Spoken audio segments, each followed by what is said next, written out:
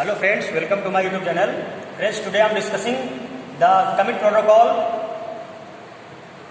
Now we are discussing three-phase commit protocol. Okay, the problem with the two-phase commit protocol is that when the coordinator has crashed, participants may not be able to reach a final decision. Okay, this is the main problem associated with two-phase commit protocol.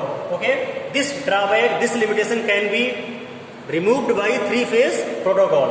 Okay, so the problem is that related to two-phase commit protocol, the problem with the two-phase commit protocol is that there is, if coordinator crashed, then participants may not be able to reach final decision. Okay, and this type of drawback can be removed using three-phase commit protocol.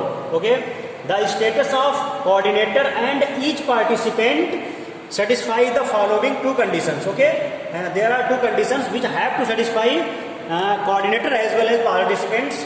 First condition is that there is no single state from which it is possible to make a transition directly to either a commit or abort state.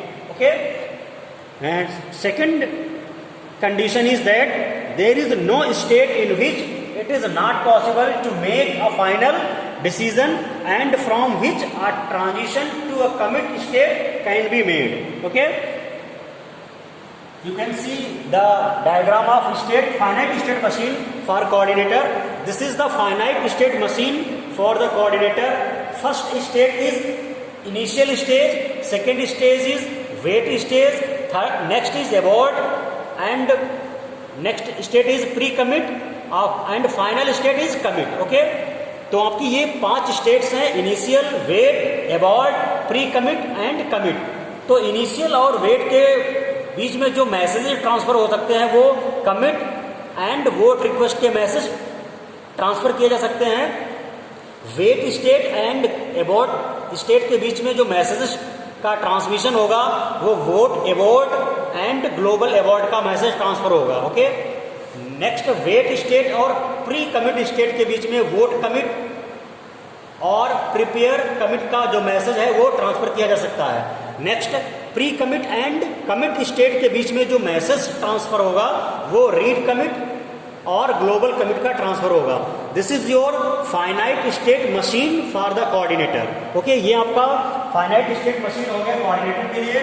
तो coordinator आपकी votes collect करता है, उसके basis पे decision लेता है. Okay, ये आपका जो फाइनाइट स्टेट मशीन है ये पार्टिसिपेंट के रिगार्डिंग है. इसमें आपकी पहली स्टेट है इनिशियल स्टेट, उसके बाद रेडी स्टेट, उसके बाद आपकी अबॉर्ट है, फिर प्री कमिट और लास्ट आपकी कमिट स्टेट.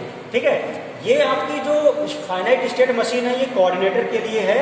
ठीक है, तो आप देखिए इनिशियल स्टेट और रेडी के बीच में जो वोट रिक्वेस्ट या वोट कमिट का मैसेज ट्रांसफर होगा, उसके बाद रेडी स्टेट और अबॉर्ट स्टेट के बीच में ग्लोबल अबॉर्ट या एक्नॉलेज का मैसेज ट्रेवल करेगा, ट्रांसफर होगा. ठीक है, और इनिशियल स्टेट और अबॉर्ट स्टेट के बीच में वोट रिक्वेस्ट या वोट अबॉर्ट का डायरेक्ट मैसेज ट्रांसफर हो सकता है. ठीक है, इसके बाद रेडी और प्री कमिट स्टेट में prepare commit and read commit का मैसेज ट्रेवल हो सकता है, ट्रांसफर किया जा सकता है.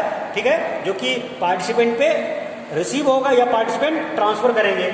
Okay, similar pre commit and commit state के बीच में पार्टिसिपेंट के द्वारा आइदर ग्लोबल कमिट और acknowledge message are transferred. Okay, तो ये जो सिनारियो है इसके थ्रू जो टू फेज कमिट प्रोटोकॉल की लिमिटेशंस थी, ड्रॉबैक थी, उसको थ्री फेज कमिट प्रोटोकॉल ने रिमूव किया है. ठीक है, तो three phase commit protocol totally remove the drawback और limitation related to two-phase commit protocol. Okay, so this is the finite state machine for participants. Okay, ये participants का finite state machine है. Okay, तो इस टॉपिक से related question आपके NTA net और आपका NILT और DCIO जो एग्जाम होता है यूपीएससी का, जो डिप्टी कंट्रोलर इंटेलिजेंस ऑफिसर का एग्जाम होता है, उसमें क्वेश्चन आप क्या आता है कि टू फेज कमिट प्रोटोकॉल में कौन कौन से फेजेस हैं. ठीक है, डिसीजन फेज में कितने स्टेप्स होते हैं, या ऐसा क्वेश्चन आ सकता है कि what are the limitation of two phase commit protocol and which protocol is removed it. तो आप याद रखना है 3 फेज कमिट प्रोटोकॉल आपका रिमूव करता है 2 फेज कमिट प्रोटोकॉल की प्रॉब्लम को। ओके, और ये आपका ट्रांजैक्शन की आपकी एसिड प्रॉपर्टी पूछ सकता है, एसिड प्रॉपर्टीज ऑफ ट्रांजैक्शन, ये आपका कई बार एग्जाम में पूछा गया है। तो एसिड का मतलब है atomicity, consistency, isolation and durability. तो ये आपके 4 फीचर्स हैं ट्रांजैक्शन के। ओके, तो फ्रेंड्स आई थिंक आपको ये टॉपिक समझ में आ गया होगा। ओके, अगर आपको टॉपिक समझ में आ गया तो फ्रेंड्स को शेयर कर दें ताकि उन स्टूडेंट्स की भी हेल्प हो। Okay, thank you.